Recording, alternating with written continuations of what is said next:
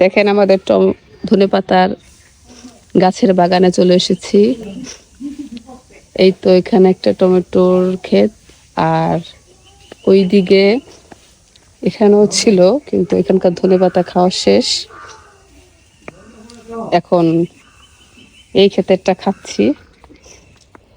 এই তো আমার হাতে আমি কতগুলো ধনেপাতা কিন্তু টোকাইছি, উঠিয়ে নিয়েছি। আর এর কি সুন্দর ঘ্রাণ! তো এগুলো নিচ্ছি কিন্তু তরকারির জন্য আর ইফতারির জন্য।